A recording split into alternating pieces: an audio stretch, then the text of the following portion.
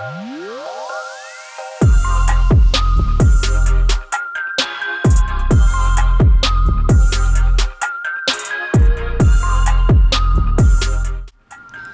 guys, welcome back to Intrinsic. So today's video we're going to be showing you guys the most latest up-to-date walk-around of our 2013 Commando JKU. Sam is going to be showing you guys everything he's done to it since we picked it up last year. Also wanted to take a second to say thank you guys so much. We are almost at 4,000 subscribers, which is awesome, so we really appreciate all the views, likes, comments, everything you guys have been doing to help us grow. It's been really cool watching this channel grow over the last year or so that we've been doing it, so big shout out to all you guys. Without you guys, we wouldn't have anybody to make these videos for, so thank you so much. So without further delay, here's the walk around video.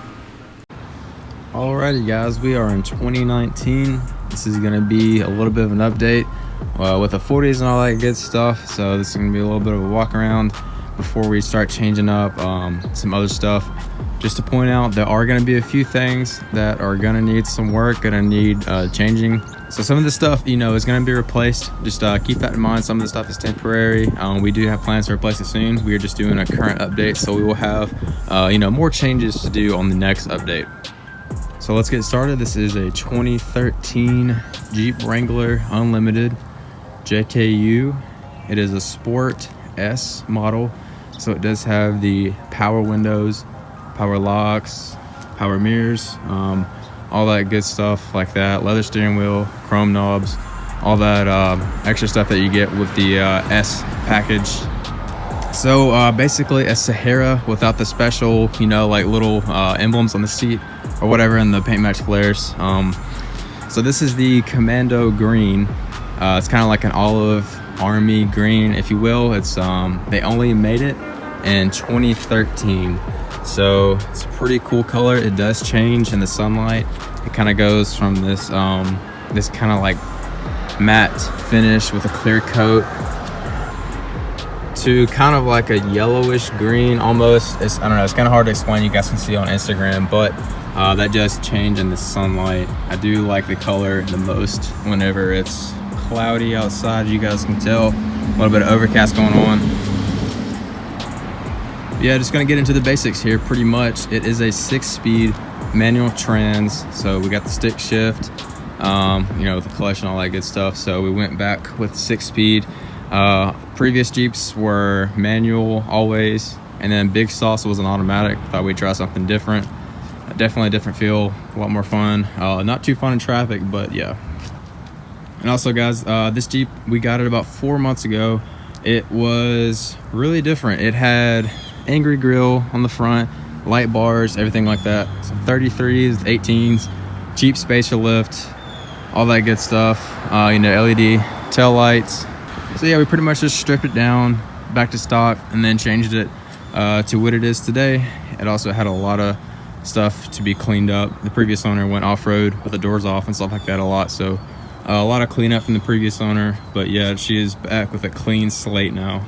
All right, so gonna get started here with the basics. We're gonna be running the Pro Comp X Comp 40 by 1350 R17 tires. These do weigh about as much as a Nitto Trail Grappler 37. And then the wheels are gonna be 17 by 9 ATX slabs, powder coated gloss black B-lock ring here. Yes, these are true B-locks. They are 5x5 bolt pattern. I want to say the offset is -38, and I want to say the back spacing is 3.5. And we also are running 1.75 Synergy wheel spacers just to give some clearance and stance. Probably might switch to 1.5 Spider Track spacers though.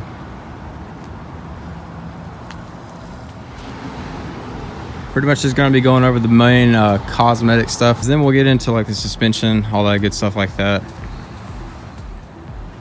Alright, as you guys can see, we have the factory cut fender flares. A lot of questions asked on these. These are gonna be cut 4 inches from the body. We do have a video on cutting these and explaining how to do it. Pretty cool on those. You know, saving money. Looks pretty rugged and clean, gives a nice factory look. We also did utilize the stock inner fender. We just cut that and then bolted it right back up. So that helps a lot.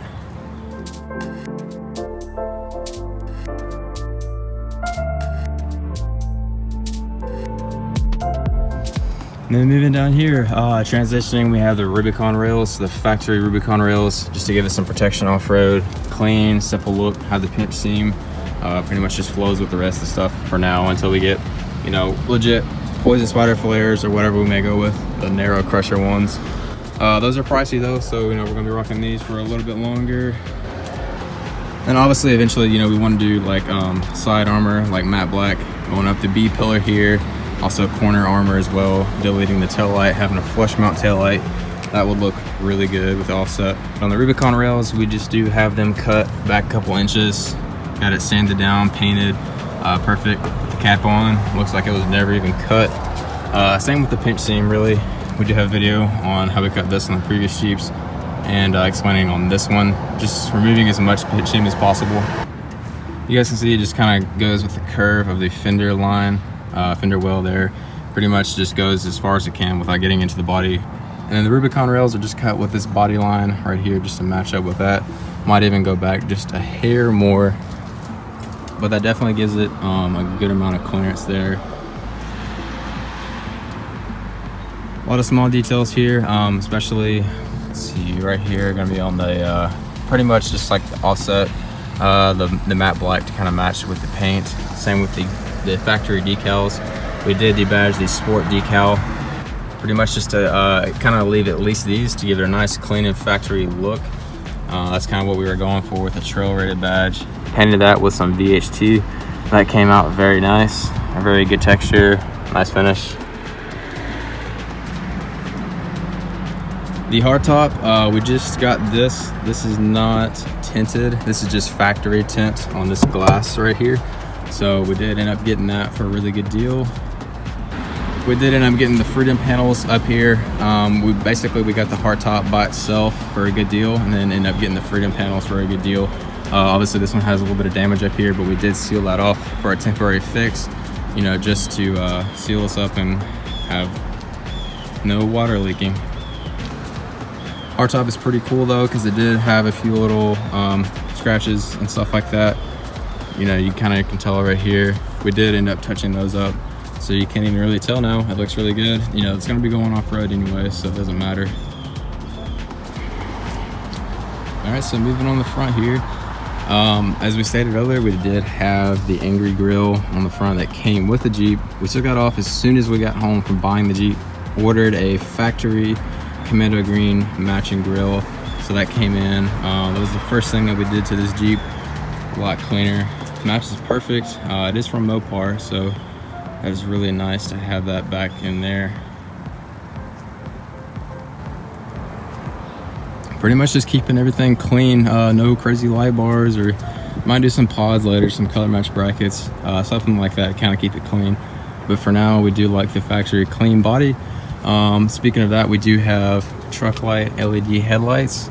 These are the authentic ones, and this is the first pair that actually did get new, so you know, it doesn't have any yellowing on the bezels here, so the seals are nice and white. Looks a lot better. You guys can see the logo here.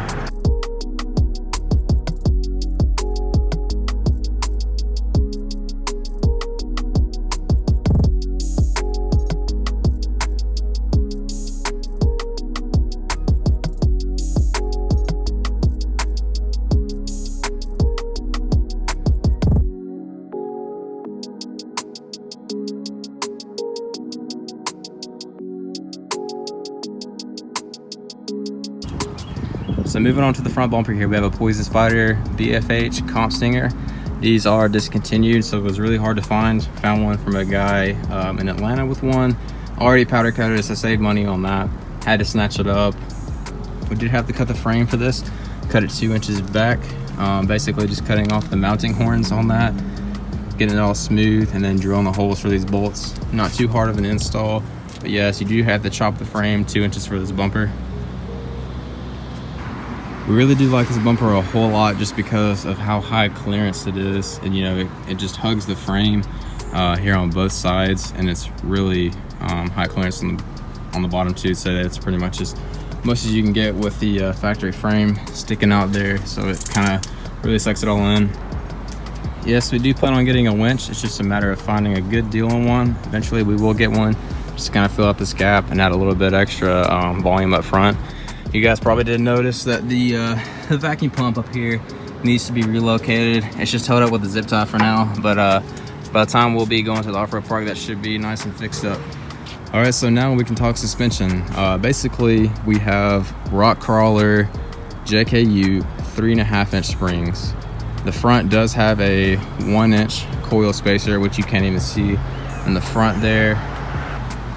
And the rear does not have any weight just yet. We will be adding the spare here soon, but yeah, so that is sitting at 4.5 inches. It is definitely level. You guys can see from the side here. It sits pretty level, no squat, no rake.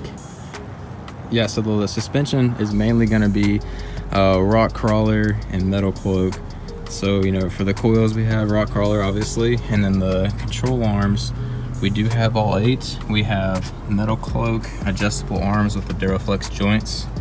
The control arms for metal cloak do have a kind of like a gold zinc coating, as you guys can see.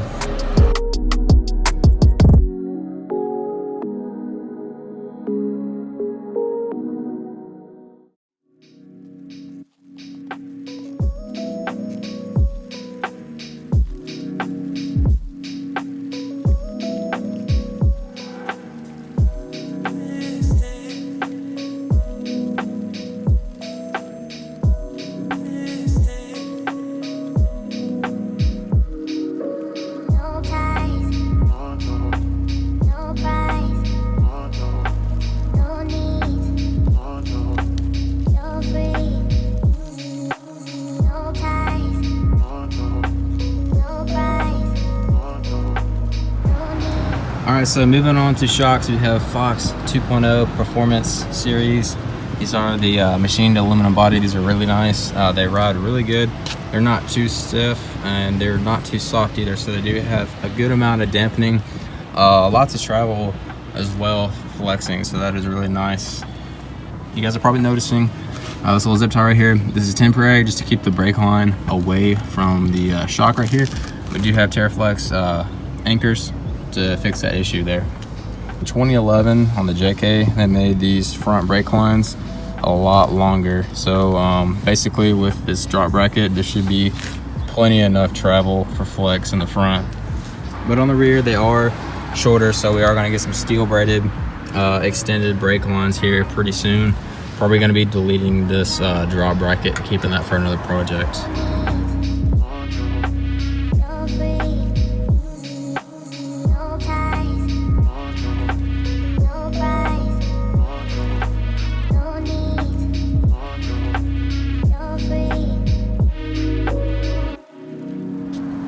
All right, so moving on to the front axle here, you guys can see, just want to go ahead and point out, we do still have stock ball joints. We do have Terraflex ones. Those will be installed here shortly, just as soon as we can squeeze tiny little bit more life out of these. But you guys saw that we have C-gussets welded, so the heat did not help those ball joints, so we're gonna have to upgrade those anyway. All right, so the front axle is a Dana 30. Yes, a Dana 30. You can tell by the diff cover here. Those will be changed here pretty soon. But yeah, some people do not realize that the JK Dana 30 front axle has an identical housing to the Rubicon 44 front axle. So the gears are small. We are very mindful of that. In four-wheel drive, off-road, you know, we don't want to be doing any wheel hopping, any crazy, you know, putting any weight on one side of the front end. Unless you have one of those newer JKs with like the Ultimate Dana 44, and that's a little bit different. All right, so basically we have an Evo truss. We have the C-gussets upper and lower. Those are nicely welded. Gonna be super strong. Basically we have a bridge going over the diff here. Takes all the load off of the diff. It's not welded to the diff, so it kind of connects over to the tubes there. So that is a lot more rigid to kind of take the load off the cast area right there. We do also have a video of the truss and explaining that as well. On Big Sauce on one of our previous videos. So you know, we have a lot of extra support inside of here with these inner bridge pieces on that main piece on the tube, and then that one as well. But yeah, basically we have these same tubes here and then the same C's. The upper C is gonna have the most risk of bending basically. So yeah, we do have stock axle shaft still because we don't want to leave the differential with the weak point, so we'd rather replace an axle shaft out on the trail. Cheaper, easier to replace than messing with all the gears and stuff. Obviously the radial distance of the tire, the diameter of it all has a lot to do with leverage on, you know, steering, all that good stuff. So really need to be mindful of all that and kind of, you know, figure out what all you're going to upgrade steering wise, ball joint wise. Having those C gussets right there do really help a lot. So it's just mainly the gears that we need to worry about, but we pretty much just kind of keep in mind of the skinny pedal during that. The last thing I wanted to mention up here was the rock crawler bomb-proof track bar. So that's pretty cool. It's got double joints there. That is going to be nice and solid. This track bar is super thick, so should not be causing us any issues whatsoever.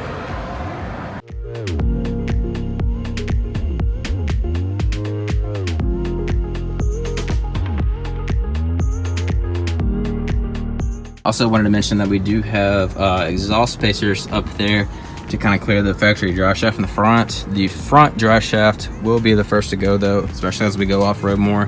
So we probably will be replacing that with an Adams or just another stock drive shaft until we do a 1-ton swap for like 42s or something later. For now, we do have these extended sway bar links. These make the sway bar nice and horizontal, so that helps with the handling. We are getting disconnects here very soon. And we also have a Bilstein steering stabilizer with a Synergy tie rod clamp here. We are gonna be going with the Synergy tie rod. We already have that, so we're gonna probably be doing a color match or something. We will see later down the road. And then probably a flip steer as well. And then gonna be raising the track bar bracket. Got to get that bracket welded, so we will be doing a little bit more work in the front end there. Ball joints, all that good stuff, steering.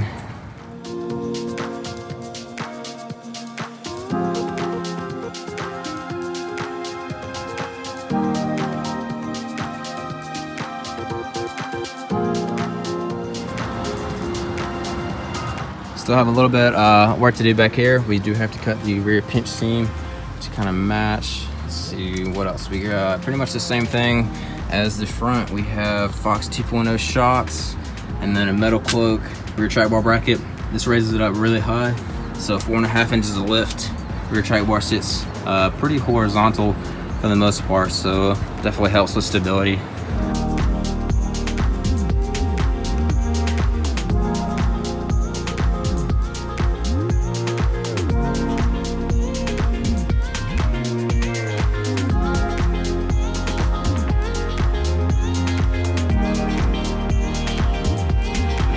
Alright, so one thing we did here in the rear for better articulation, you know, obviously with the Duraflex joints and the control arms are going to help a lot.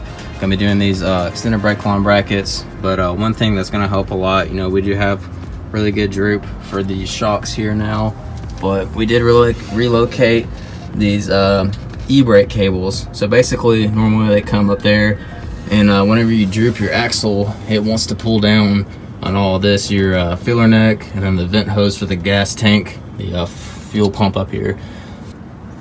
And one of my friends actually broke this piece off of his fuel pump right here at this plastic piece. So that's very fragile. That is something to keep in mind. You know, even if you're just drooping one side of the axle in the garage, just to, you know, install a lift kit, something to be aware of. These e-brake cables like to hang up on all this stuff up here. All right, so the rear, currently right now, it's pretty simple. Just have a Poison Spider tramp stamp right here with a third brake light. This one has the running light and the brake light under here, or the running light right here and then the brake light right here. So it's got a little spider web design right here. That's pretty cool.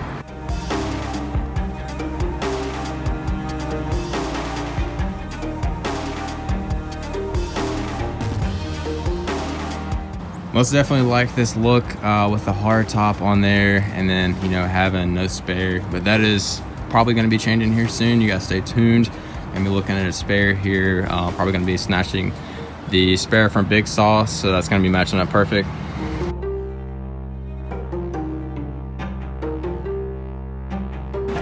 So on the taillights here, we just have them tinted out with a Pretty much just like a rattle can. Turns out pretty good if you take a lot of time for preparation, taking the taillight off, taping off all the black plastic area, and then just pretty much getting some nice coats. Also covering up the reverse light, so that came out pretty good, just until we do corner armor or those flush mount taillights, something like that.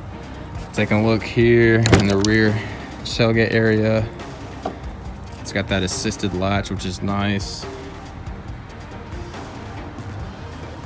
It's a little dirty, just guys be aware, because we've been doing a lot of work back here, taking the dogs and stuff like that. It's one cool reason why we did to get the four door. It's a little bit easier to take your dogs and stuff.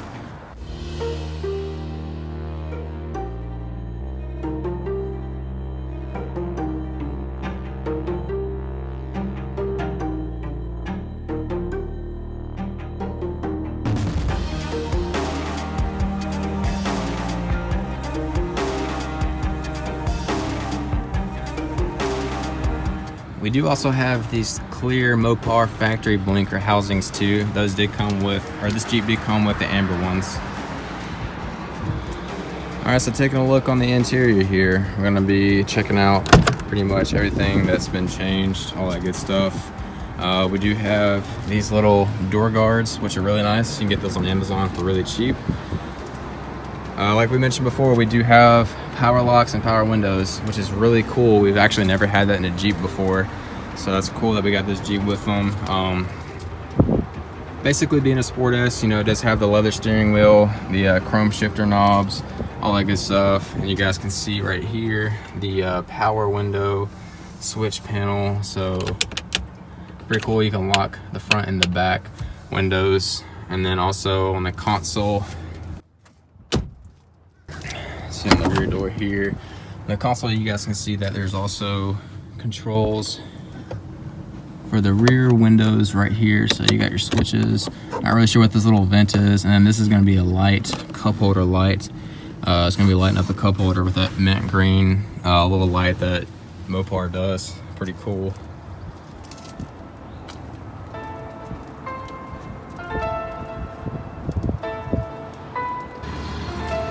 As you guys can see, we took the carpet out just because we want to have more fun off-road, not have to worry about it. We can pull the drain plugs and wash it out.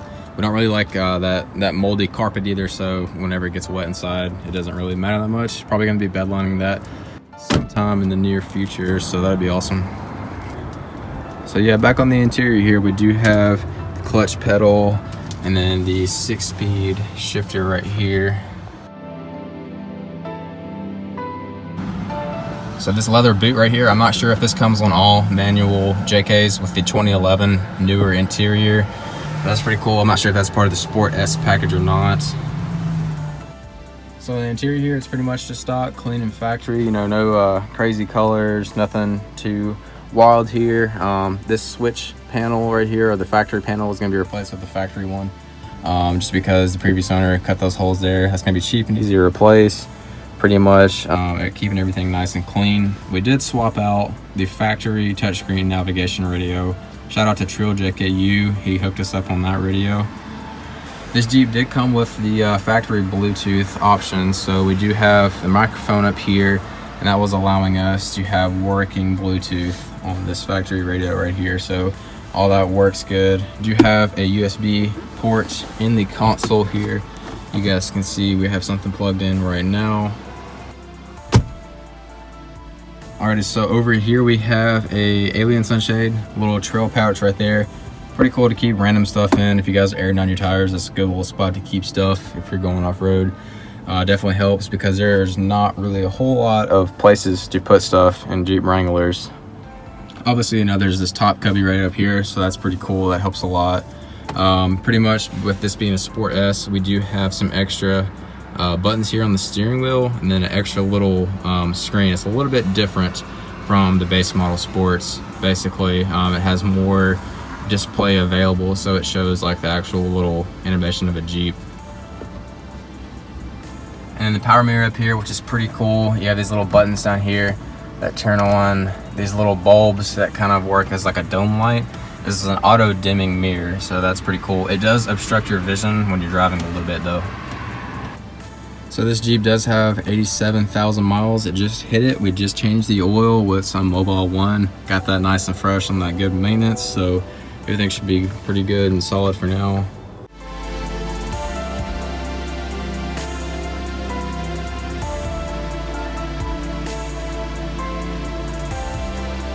Alrighty guys, so that pretty much sums it up for now. Stay tuned for the next one because we will be uploading another update video. This is how it looks currently with pretty much everything that we've done to it in the past 4 months or so. So yeah, really happy with how it's turning out. Show you guys for a little look here under the engine bay really quick. Pretty much gonna be pretty simple under here. Obviously we do have the aerated intake that you guys have probably already seen. Basically it has like a cold and air style filter inside of that box. So it's kind of got the factory little scoop here. So pretty much it's going to be stock, factory and clean, just to pro life the long of the engine here. It needs a little bit of cleaning and wiping down here and there just from daily driving in the rain.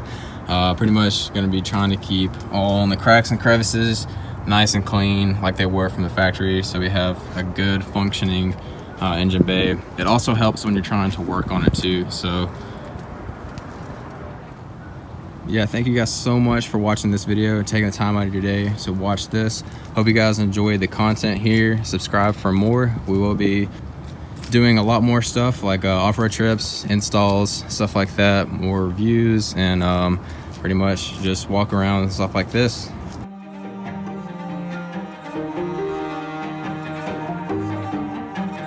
See you right off the bat, then we'll get into that was weird. Anyways, then we'll get into like